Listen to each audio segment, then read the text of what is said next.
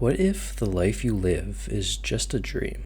Our first story begins with an r/ask Reddit thread posted on January 11th, 2012 that asks, have you ever felt a deep personal connection to a person you met in a dream, only to wake up feeling terrible because you realize they never existed?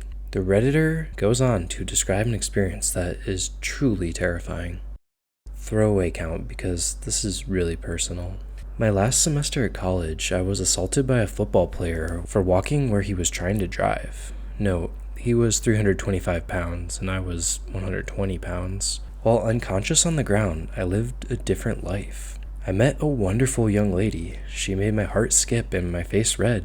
I pursued her for months and dispatched a few jerk boyfriends before I finally won her over. After 2 years, we got married and almost immediately she bore me a daughter. I had a great job and my wife didn't have to work outside the house. When my daughter was 2, she, my wife, bore me a son. My son was the joy of my life. I would walk into his room every morning before I left for work and dotted on him and my daughter. One day while sitting on the couch, I noticed the perspective of the lamp was odd, like inverted. It was still in 3D, but just wrong. It was a square lamp base, gold and red trim on 4 legs, and a white square shade. I was transfixed. I couldn't look away from it. I stayed up all night staring at it. The next morning, I didn't go to work. Something was just not right about that lamp. I stopped eating. I left the couch only to use the bathroom at first. Soon, I stopped that too, as I wasn't eating or drinking. I stared at the fucking lamp for 3 days before my wife got really worried. She had someone come and try to talk to me, but by this time, my cognizance was breaking up and my wife was freaking out. She took the kids to her mother's house just before I had my epiphany. The lamp is not real. This house is not real. My wife, my kids, none of that is real. The last 10 years of my life are not fucking real.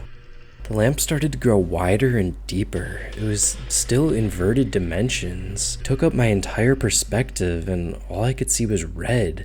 I heard voices, screams, all kinds of weird noises, and I became aware of pain. A fucking shit ton of pain.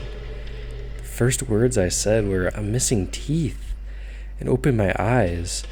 I was laying on my back on the sidewalk, surrounded by people that I didn't know. Lots were freaking out. I was completely confused. At some point, a cop scooped me up, dragged me across the sidewalk and grass, and threw me face down in the back of a cop car. I was still confused. I was taken to the hospital by the cop. Seems he didn't want to wait for an ambulance to arrive, and given CT scans and shit. I went through 3 years of horrid depression. I was grieving the loss of my wife and children, and dealing with the knowledge that they never existed. I was scared that I was going insane as I would cry myself to sleep hoping I would see her in my dreams. I never have, but sometimes I see my son, usually just a glimpse out of my peripheral vision. He's perpetually 5 years old and I can never hear what he says. I've had many PMs describing similar experiences and 3 posters stating such experiences are impossible. I'd say more research needs to be done on brain functions. Pre-med students, don't assume you know everything.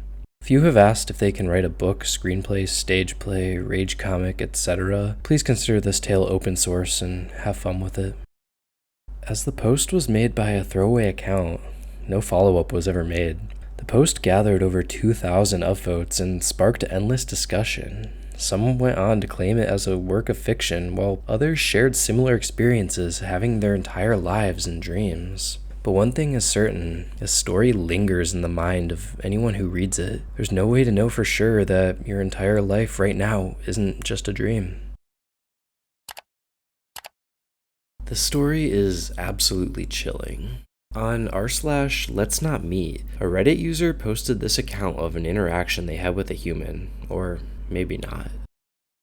About 5 years ago, I lived downtown in a major city in the United States. I've always been a night person, so I would often find myself bored after my roommate, who decidedly was not a night person, went to sleep. To pass the time, I used to go for long walks and spend the time thinking. I spent 4 years like that, walking alone at night and never once had a reason to feel afraid. I always used to joke with my roommate that even the drug dealers in the city were polite, but all that changed in just a few minutes of one evening. It was a Wednesday, somewhere between 1 and 2 in the morning, and I was walking near a police-patrolled park quite a ways from my apartment. It was a quiet night, even for a weeknight, with very little traffic and almost no one on foot. The park, as it was most nights, was completely empty. I turned down a short side street in order to loop back to my apartment when I first noticed him. At the end of the street on my side was the silhouette of a man dancing. It was a strange dance, similar to a waltz, but he finished each box with an odd forward stride. I guess you could say he was dance walking, headed straight for me. Deciding he was probably drunk, I stepped as close as I could to the road to give him the majority of the sidewalk to pass by me. But the closer he got, the more I realized how gracefully he was moving. He was very tall and lanky, and wearing an old suit. He danced closer, still, until I could make out his face. His eyes were open wide and wild, head tilted back slightly, looking off at the sky. His mouth was formed in a painfully wide cartoon of a smile. Between the eyes and the smile, I decided to cross the street before he danced any closer. I took my eyes off him to cross the empty street. As I reached the other side, I glanced back and then stopped dead in my tracks. He had stopped dancing and was standing with one foot in the street, perfectly parallel to me. He was facing me, but still looking skyward, smile still wide on his lips. I was completely and utterly unnerved by this. I started walking again, but kept my eyes on the man. He didn't move. Once I had put about half a block between us, I turned away from him for a moment to watch the sidewalk in front of me. The sidewalk and street ahead of me were completely empty. Still unnerved, I looked back to where he had been standing to find him gone. For the briefest moments, I felt relieved, until I noticed him. He had crossed the street and was now slightly crouched down. I couldn't tell for sure due to the distance and the shadows, but I was certain he was facing me. I had looked away for him for no more than 10 seconds, so it was clear that he had moved fast. I was so shocked that I stood there for some time, staring at him, and then he started moving towards me. He took giant, exaggerated, tiptoed steps, as if he were a cartoon character sneaking up on someone, except he was moving very, very quickly. I'd like to say at this point, I ran away, or pulled out my pepper spray, or my cell phone, or anything at all, but I didn't. I just stood there, completely frozen as the smiling man crept towards me. And then he stopped again, about a car length away from me, still smiling his smile, looking to the sky. When I finally found my voice, I blurted out the first thing that came to mind. What I meant to ask was, "What the fuck do you want?" in an angry, commanding tone, but what came out was a whimper, "What the fuck?" Regardless of whether or not humans can smell fear, they can certainly hear it. I heard it in my own voice, and that only made me more afraid. But he didn't react to it at all. He just stood there, smiling. And then, after what felt like forever, he turned around very slowly and started dance walking away. Just like that, not wanting to turn my back to him again, I watched him go till he was far enough away to almost be out of sight. And then I realized something. He wasn't moving away anymore, nor was he dancing. I watched in horror as the distant shape of him grew larger and larger. He was coming back my way, and this time he was running. I ran too. I ran until I was off the side of the road and back onto a better lit road with sparse traffic. Looking behind me then, he was nowhere to be found. The rest of the way home, I kept glancing over my shoulder, always expecting to see his stupid smile, but he was never there. I lived in that city for 6 months after that night and never went out for another walk. There was something about his face that always haunted me. He didn't look drunk. He didn't look high. He looked completely and utterly insane, and that's a very, very scary thing to see. A remote location deep in the wilderness is the perfect setting for a haunted tale.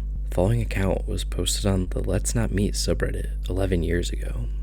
The story takes place in August of 2013 in the mountains of southern Oregon. I'm a U.S. Air Force Security Forces airman, military policeman, My girlfriend was at work, and as a swelteringly hot day began to turn into thunderstorms, my buddy Nick, another military cop, and I decided to go explore some back roads and get out of the heat in town. Southern Oregon is crisscrossed with logging roads, some actively used and many totally forgotten and grown over. Nick and I spent many of our days starting off on roads we knew, finding roads we didn't know, driving for hours in the mountains, and eventually navigating back to paved roads.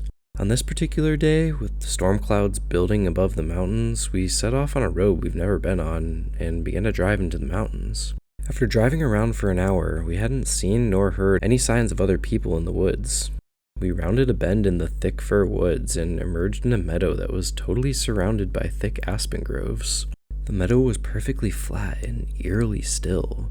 We both noticed the strange stillness almost immediately. No birds, hardly any insect noise, no squirrels, and certainly no other people. On the far side of the meadow, right at the edge of the tree line, there was a picnic table. The table was very odd, however. It was painted a bright orange and was much larger than a typical picnic table in a park. Remarking on this, Nick drove through the meadow to get a closer look. I remember being apprehensive as we approached. The whole scenario was exceptionally strange. The overall silence of the aspen grove was unsettling. Also, it was nearly impossible to see far into the trees as aspens grow extremely close together. When we parked by the table, I hopped out of the passenger seat of the truck to check it out. Not very tall, only about 5'5". Regardless, the table was ridiculously oversized and practically unusable. The seats were nearly at chest level, meaning I would have to climb up on them to even sit on them. As I was looking at the table, Nick called me over to the truck, and I noticed he was looking back into the aspens. At first I couldn't see what he was looking at, but then I noticed a splash of color that was completely out of place in the thick trees. A small one-man tent was set back in the trees, about 50 feet from the strange table. I had an initial feeling of dread and felt certain that there was someone in the tent, and if we could see the tent, they could see us. There were no campgrounds in this area, no people, no main roads for miles. Surely someone camping so remote would be, at the very least, a strange person. However, as we observed the tent, we didn't see any movement or hear any sounds coming from it. Nick suggested I call out. I didn't want to, but I did. "Hey, anyone in there?" I yelled. No reply. Feeling completely on edge, Nick and I thought about driving away and leaving this strange area, but we began to fear the worst. What if there was a body in the tent? What if someone had gotten kidnapped? Foolish, I know, but we thought it all the same. After some debate, we decided to have Nick turn the truck around to drive away from the camp. Should we need to leave in a hurry, he would be waiting behind the wheel.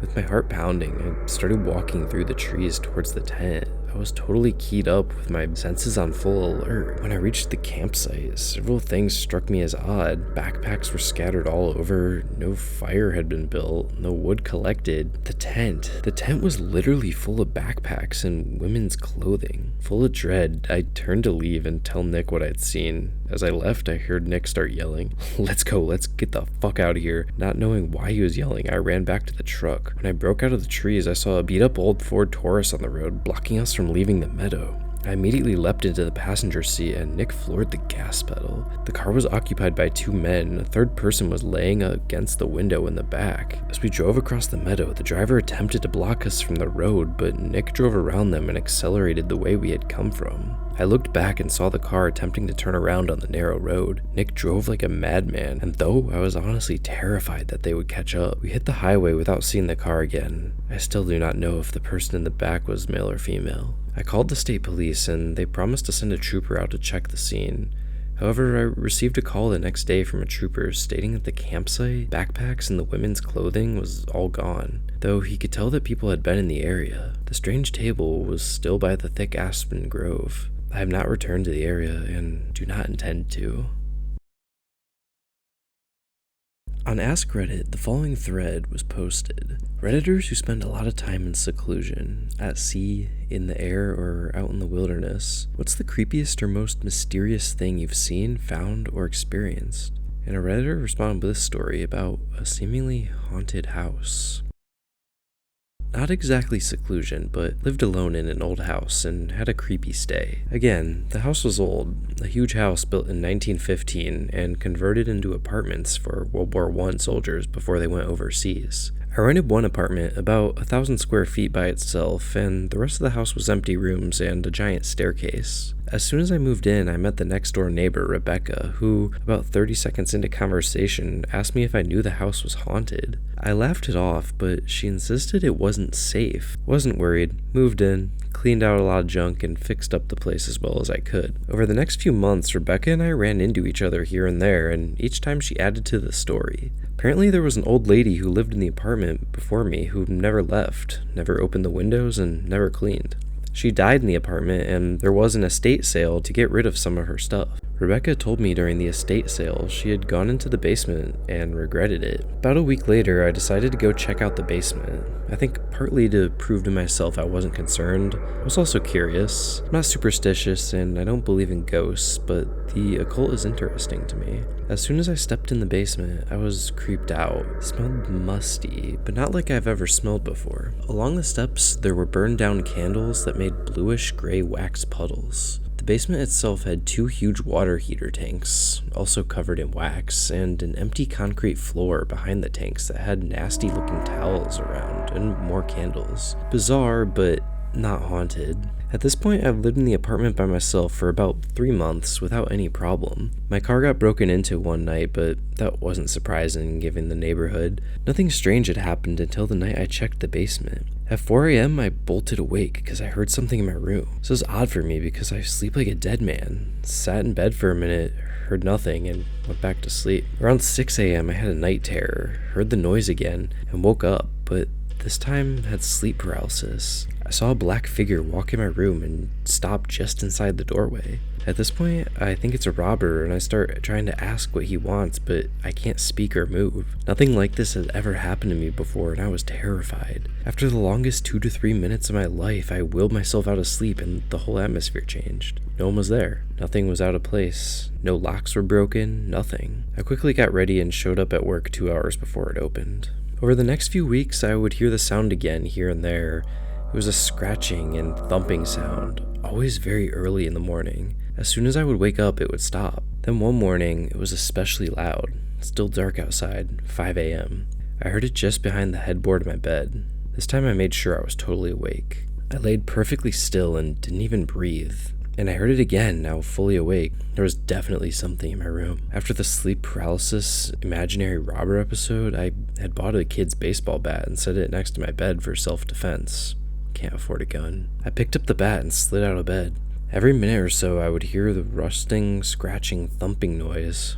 It was in my closet. I stood outside the door, and my heart was pounding at this point. All the stories of the place being haunted, the creepy basement, the sleep paralysis episode, the weird early morning noises, all of it had built up in my mind and led to this moment. I was about to do battle with some evil force. I threw the door open, swung into the darkness, hitting nothing. I beat my clothes like a madman, but nothing was in there. Then I heard a little scurry on the floor and saw something jump into one of my shoes. Upon closer inspection, it was a baby squirrel. I went outside later and I found a hole in the roof. There was a family of squirrels living in my ceiling that was very active in the early morning, and one of the babies had somehow managed to find its way into my closet to scare the hell out of me. Not haunted, just squirrels. A nice palate cleanser to finish off the video. If you made it this far, thank you so much for watching. Don't forget to smash that like and subscribe button. It really helps me out. And let me know in the comments, what is the creepiest story you've ever heard online?